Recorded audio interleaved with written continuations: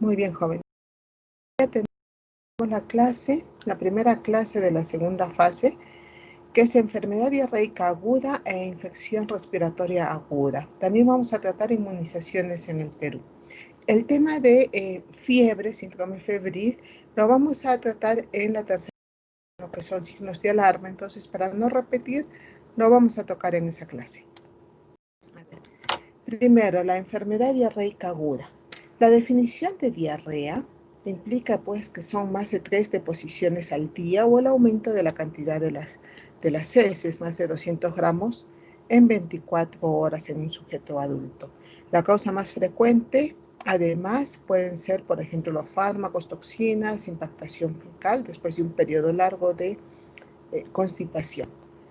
La fisiopatología, que ustedes ya lo han tocado un poco en lo que es anatomía, ¿no? Las vellosidades o criptas que tiene el intestino, que es como un acordeón, y en la cual se asimilan los nutrientes y cuyas funciones primordiales son dos: la de absorción por los jugos gástrico, pancreático, biliar, intestinal, y la de secreción de compuestos acuosos, más o menos un 90%, 10 litros en el día, y que se secretan en las criptas, pero también son absorbidos, ¿no?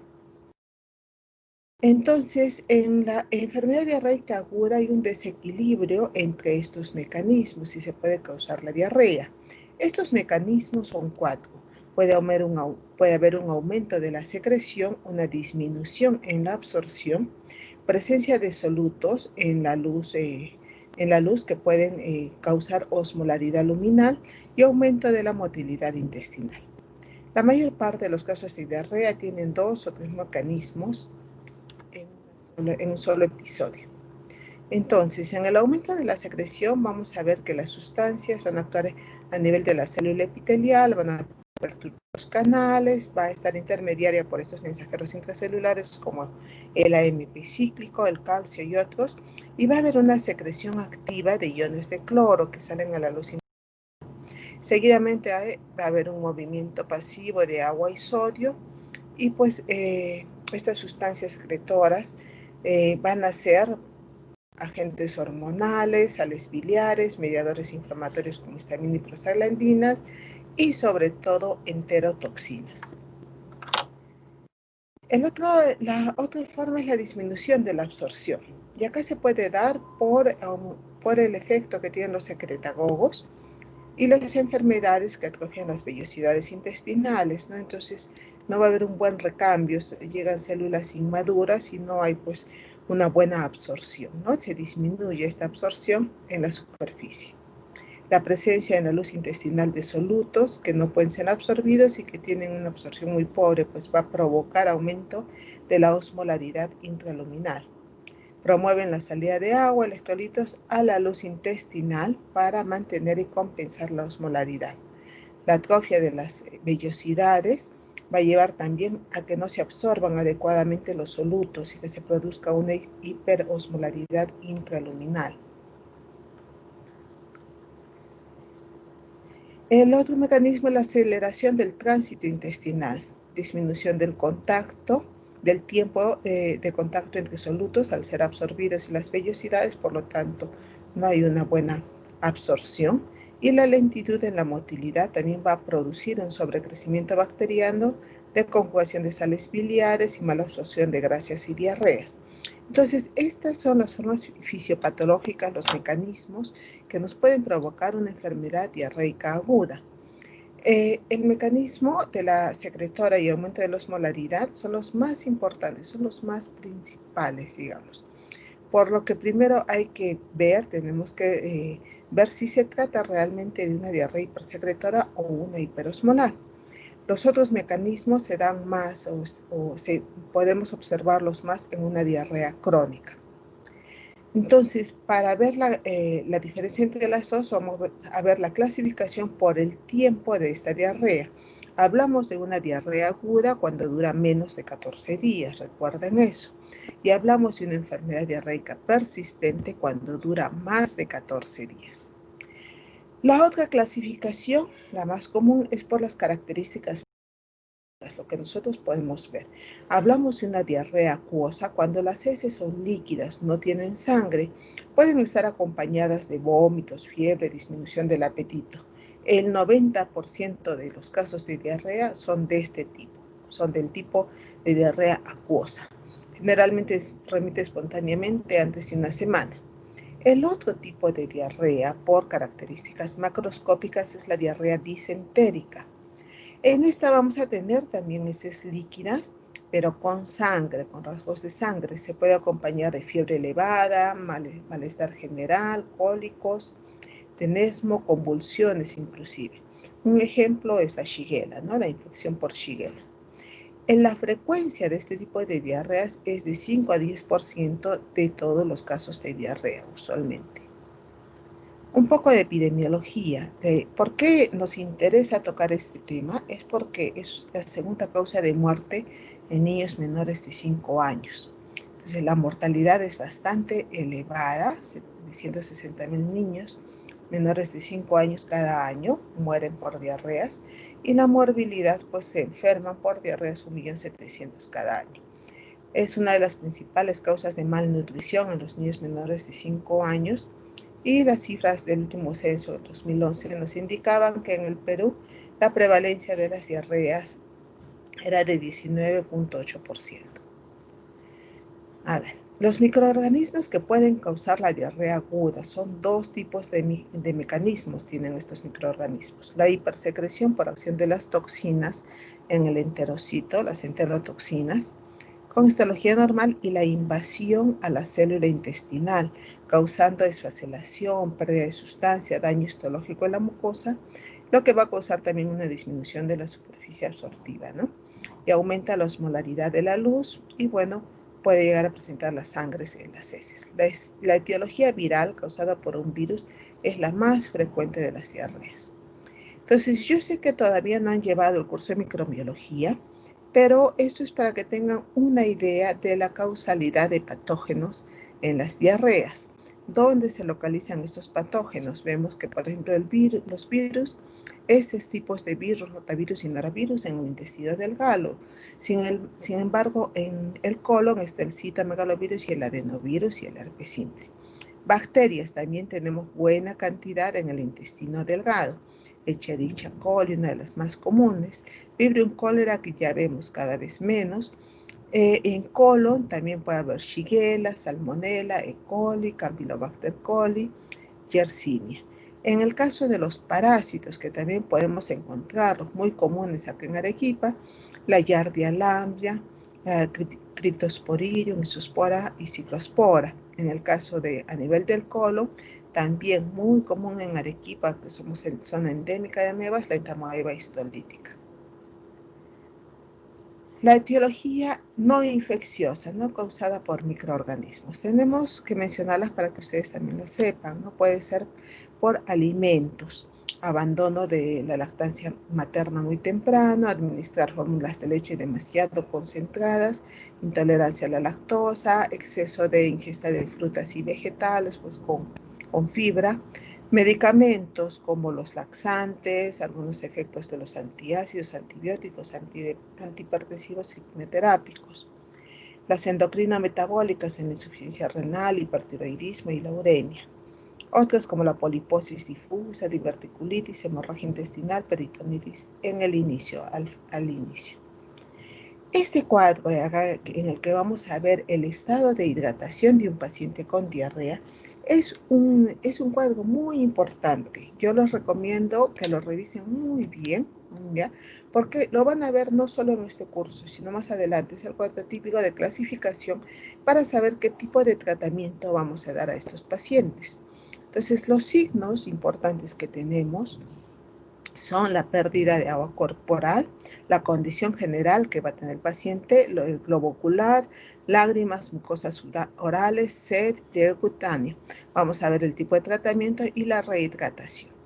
Entonces, tenemos que cuando el pacientito tiene una diarrea y la catalogamos de leve o inapetente, pues ha perdido menos de 50 mililitros por kilo de peso o menos del 5% del peso corporal. En este caso, el pacientito todavía su condición general es alerta, está bien. Globo ocular normal, lágrimas están presentes, mucosa oral húmeda, paciente tiene sed, puede beber normalmente, el pliegue cutáneo va muy bien, vuelve a su lugar rápidamente, y en este caso tenemos el plan A de tratamiento.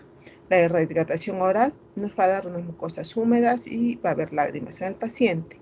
En el caso de la diarrea moderada o clínica, acá ya aumenta la pérdida de líquido, 50 a 100 mililitros por kilo de peso o 6 a 9% del peso. Ya la condición general cambia, el paciente está irritable, con ojos hundidos, evaluando globo ocular, las lágrimas están ausentes cuando llora, la mucosa oral está seca, el paciente tiene mucha sed, está con demasiada sed. El pliegue cutáneo se retrae lentamente, es menos de 2 segundos. En este caso vamos a dar el plan de tratamiento que va a ser el plan B. En el caso de la diarrea o la deshidratación grave causada por una diarrea, acá el pacientito va a perder unos 100 mililitros por kilo de peso o más del 10%, ¿no?, del peso corporal.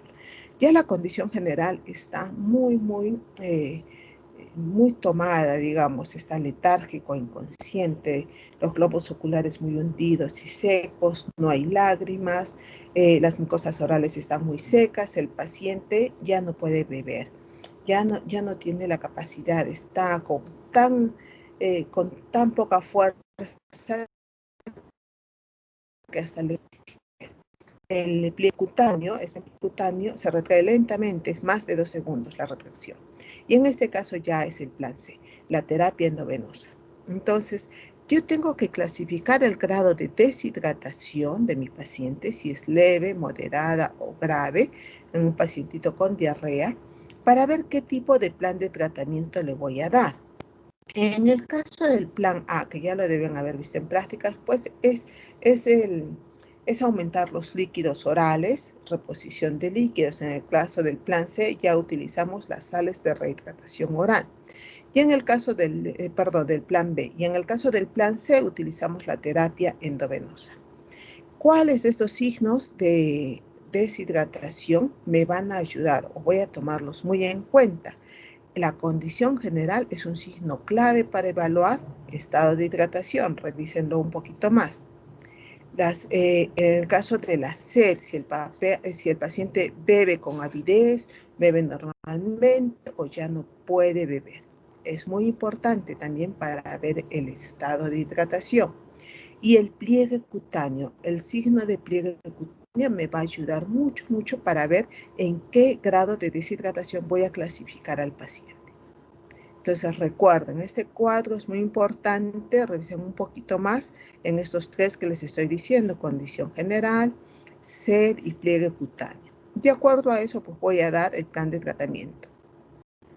A ver, el tratamiento para una enfermedad diarreica aguda va a ser la rehidratación, tratamiento específico de acuerdo a la causa y las medidas preventivas para que no se vuelva a repetir. En el caso de prevención primaria, vamos a utilizar promoción de la salud en el sentido de la educación higiénica ambiental, saneamiento ambiental, uso de agua potable hervida, control de excretas, etc.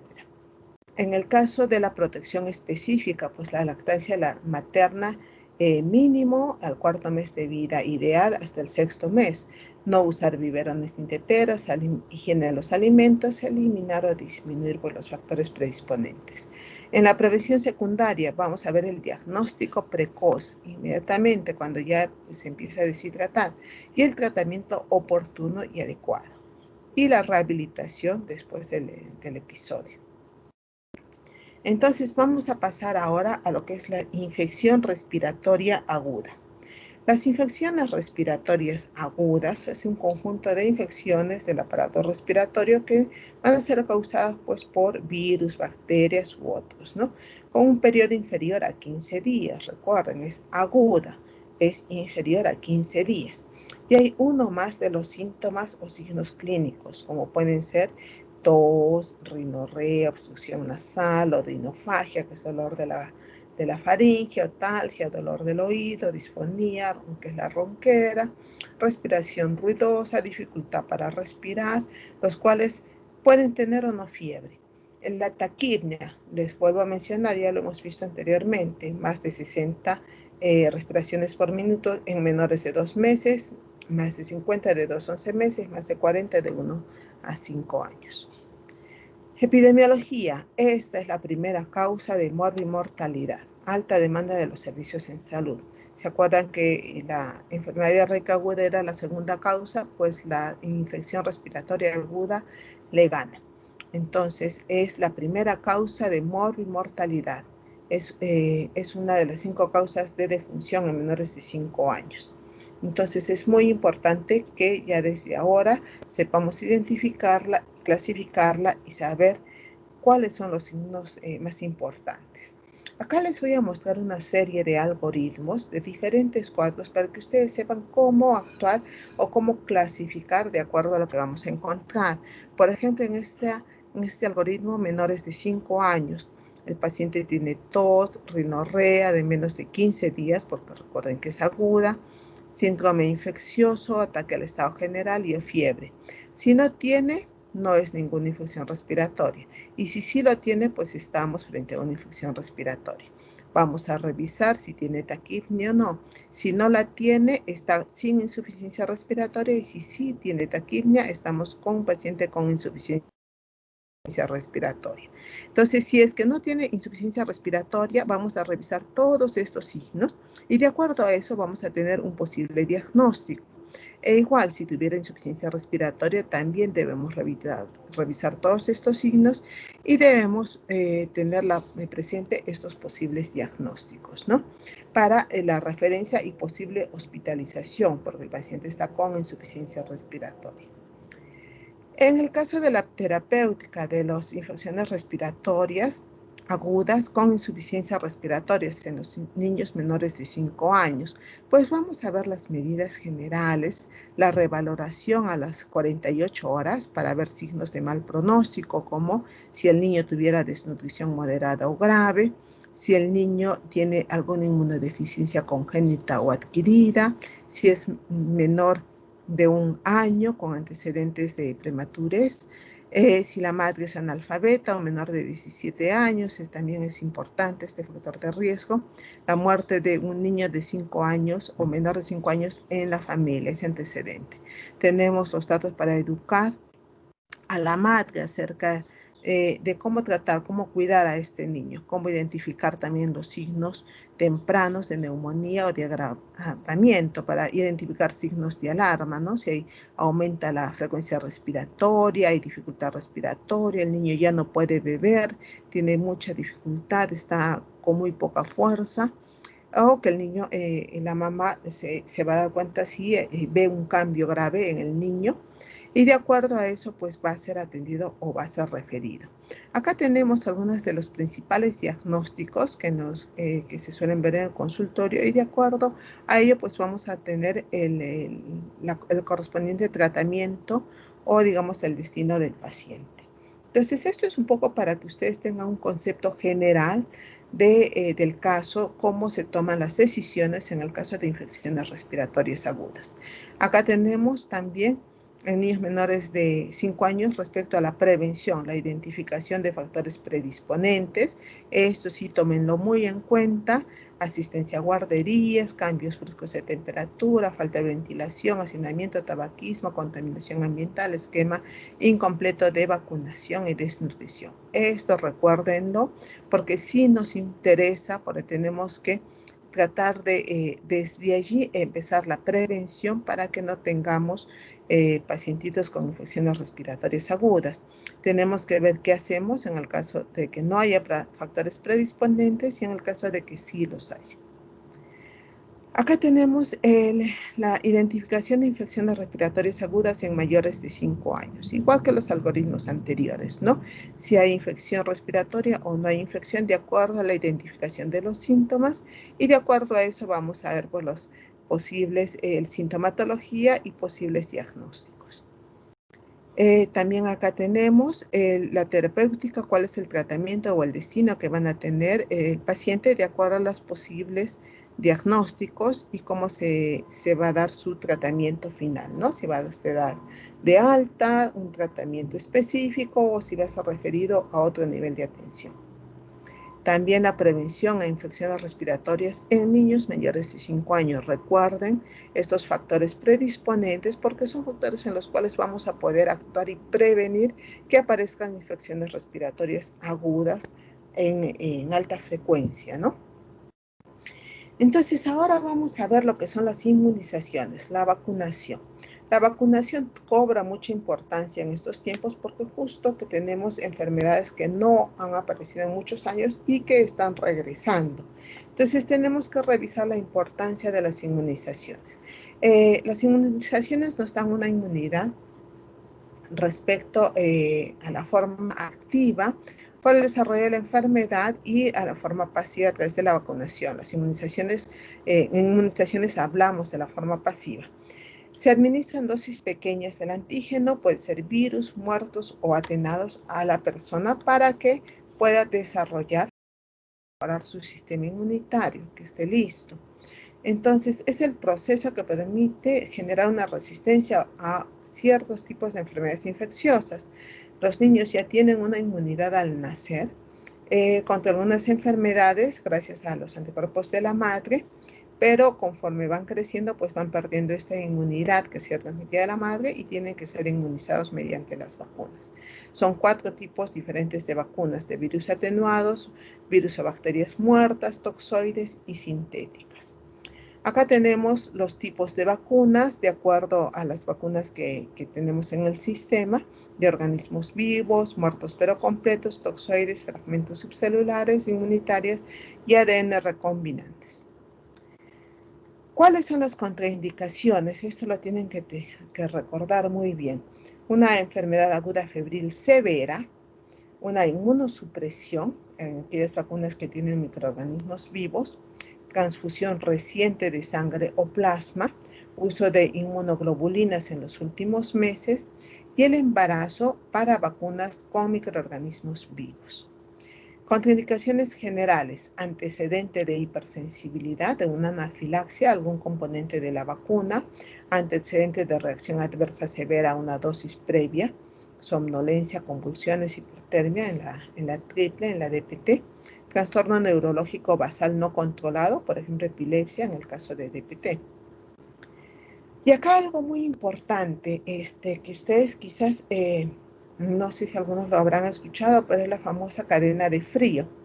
¿Qué significa la cadena de frío? Es cuando la vacuna, desde que ha sido producida hasta que llega al usuario final, pues tiene que conservar cierto nivel de temperatura. No tiene que variar de ese rango de temperatura porque si no, se desnaturaliza. Entonces, la cadena de frío es uno de los digamos, de las características que más se cuidan en las vacunas, porque obviamente las vacunas que, por ejemplo, en nuestro país usamos no son fabricadas en nuestro país, son fabricadas en lugares autorizados por la Organización Mundial de la Salud para poder producir, y de acuerdo a los estándares mundiales, estas vacunas y ser distribuidas a nivel mundial, ¿no? Compradas por diferentes países. Entonces, la cadena de frío significa que desde que la vacuna es producida en su lugar de origen, pues va a mantener un rango de temperaturas al llegar, por ejemplo, acá a Lima, de Lima a las regiones, de las regiones a las provincias, de allí a los establecimientos de salud y de allí al usuario final. Entonces, la cadena de frío es muy importante porque si en alguno de este transcurso de esta cadena se rompe, es decir, que, por ejemplo, sube la temperatura, pues ese lote de vacunas queda inhabilitadas, no nos van a servir, ¿no? Entonces, cuando llega la vacuna al usuario final, pues no le va a servir porque ya se ha desnaturalizado. Entonces, esa es la importancia de que las vacunas sean muy, muy supervisadas por el personal de salud. Otro concepto muy importante respecto a inmunizaciones, el timerosal. Esto, por favor, revisen un poquito más a fondo. El timerosal es el etilmercurio. El timerosal es un preservante que tienen las vacunas. ¿Qué sucede? En muchas vacunas, en el frasco donde vienen contenidas, no hay una sola dosis, sino son multidosis, usualmente 10 dosis en cada frasquito. Entonces, en el momento de yo colocar la vacuna, retiro la dosis para un paciente y me queda el resto para el siguiente paciente y así sucesivamente. Entonces, para evitar la contaminación y la conservación del resto de vacuna en el frasco, pues necesito un preservante. Y ese preservante es el etilmercurio. Entonces, muchas veces hay confusión porque lo confunden con el metilmercurio. El metilmercurio es un compuesto tóxico que sí causa problemas de salud, problemas neurológicos. Entonces, a veces hay una contrapropaganda contra las vacunas, indicando que las vacunas tienen mercurio, lo cual es cierto, las vacunas tienen mercurio, pero tienen el etilmercurio, cuyo uso se puede dar en los pacientes para que las dosis de etilmercurio causen daño a la persona, al ser humano, pues tienen que ser dosis muy, muy altas y no son las dosis que tienen nuestras vacunas. Entonces hay digamos, a veces salen muchos detractores respecto a las vacunas multidosis por el uso de mercurio que causan autismo, lesiones neurológicas, etcétera. Pero ya muchas asociaciones médicas y científicas se han pronunciado desmintiendo esta situación, ¿no? Por esta confusión que hacen con el mercurio y confunden etil con metilmercurio. Entonces revisen un poquito más qué es el timerosal y cómo, qué confusión causa, ¿no? O sea, cuáles son los pros y los contras descritos y qué es lo que dice la ciencia, qué es lo que se ha comprobado. Porque hay varios estudios que soportan la idea de que el timerosal se continúe usando. Y tanto es así que muchos países todavía lo seguimos utilizando. Nuestro país es uno de ellos. Acá tenemos el esquema de vacunación. El esquema de vacunación en nuestro país es muy bueno, para que es muy, muy completo. No tiene nada que envidiar a países desarrollados y en realidad hay enfermedades mucho más enfermedades protegidas que en nuestros países vecinos. Entonces tenemos que, por ejemplo, al niño menor de 1 año se le coloca la vacuna de recién nacido, la BCG, que, ojo, la BCG, recuerden que es para la tuberculosis, para disminuir o para proteger acerca de los casos o de los tipos de tuberculosis graves. También tengo las vacunas de los 2 meses, miren, son 4 dosis, de los 4 meses, 6 meses y al mes de la primera dosis de la influenza. Son varias vacunas que reciben nuestros niños con primera, segunda dosis y hasta tercera dosis durante el primer año. Cuando el niño tiene 1 año, pues a los 12 meses también va a recibir diferentes vacunas, sarampión, paperas y rubiolas, neumococo, varicela, influenza pediátrica. A los 15 meses nuevamente, a los 18 meses nuevamente, ya empiezan los refuerzos. A los 2 años, hasta los 2 años, 11 meses, 29 días, también influenza, varicela. 3 y 4 años también vuelve a recibir la vacuna para la influenza. 2, 3 y 4 años, también la antiamarílica, dosis única. A los 4 años vuelve a recibir refuerzos de y antipolio. Cuando ya van creciendo, niños de 5º año en educación regular básica, alrededor de 9 a 13 años, pues van a recibir la VPH para el papilomavirus. Mujeres de 12 a 15 años, si no han sido vacunadas, el dictotétanos, la DT, difteria y tétanos. La mujer en edad reproductiva también, las gestantes a partir de las 20 semanas también. Las gestantes de 27 a 36 semanas ya la vacuna combinada, la DTPA con pertussis. Y así sucesivamente, ¿no? Inclusive la influenza en adultos. Entonces, de 5 a 50 años, también, 59 años, perdón, también van a recibir hepatitis B, adulto, influenza antiamarílica, influenza adulto y los adultos mayores, pues también neumococo.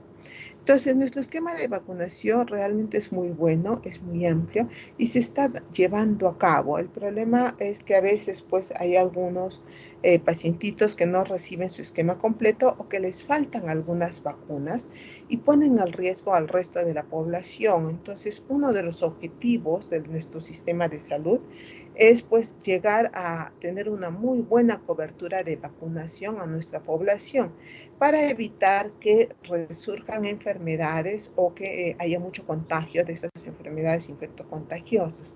Entonces, la recomendación es que sí cumplir nuestro esquema de vacunación. Ojo que sí hay complicaciones, sí hay efectos adversos descritos en la bibliografía. Son, digamos, la frecuencia es mínima, pero sí digamos que sí se describe. O sea, no es al 100% exento de efectos adversos, no, sí se describen. El área, digamos, en el sistema de salud, quienes están más al tanto de o llevan a cabo los esquemas de vacunación, la aplicación de la vacuna es el personal de enfermería, son muy importantes en este programa de salud y nos ayudan mucho pues para mantener a los pacientitos protegidos, pero obviamente si hay alguna enfermedad, hay alguna reacción adversa, pues el médico también tiene que tallar para solucionar, ¿no? Para dar el tratamiento adecuado. Las vacunas, como también lo mencionamos anteriormente, pueden provocar anafilaxia, pueden provocar shock anafiláctico, a veces no solo por la vacuna en sí, sino a veces por las sustancias con las cuales han sido elaboradas. Por ejemplo, a ver, hay algunas vacunas que han sido elaboradas con la albúmina de huevo. Entonces, hay personas que son alérgicas al huevo. Entonces, se les pregunta antes de la vacunación a qué es alérgico para ver qué tipo de vacuna puede recibir o no. Hay otras vacunas, por ejemplo, la vacuna de la hepatitis B, que es elaborada pues con la levadura de cerveza. Entonces también se les pregunta, ¿no? Si hay una alergia relacionada a la cerveza, pues no van a poder recibir estas vacunas. Tenemos que solicitar vacunas especiales porque sí hay, en el caso de estas alergias, que han sido elaboradas de diferente manera y que sí se pueden dar. Son menos, pero sí las hay. Entonces, la importancia de la vacunación llega inclusive hasta el programa, inclusive toma en cuenta hasta la población de riesgo, ¿no? La población como ustedes que son estudiantes de medicina, el personal de salud, el personal que está en albergues, los pacientitos que están en geriátricos, en centros de rehabilitación, también tenemos que vacunarlos. Población de 15 a 64 años, agricultores que tienen riesgo de contacto con el tétanos, también población en zona de fronteras, en terrapuertos, o sea que puede tener contacto con personas que posiblemente no han sido vacunadas, ¿no? También tenemos que tomarlos en cuenta. Entonces, jóvenes, respecto a vacunación, enfermedad diarreica aguda e infecciones respiratorias agudas, como les dije, les he hecho hincapié en algunos puntos para que ustedes puedan ampliar los conceptos en lo más importante, digamos, de estos casos, porque a veces no alcanza todo el tiempo en la exposición o en la clase teórica. Entonces, jóvenes, con esto concluimos la presentación de la clase del día de hoy y vamos a pasar con las preguntas de ustedes mismos.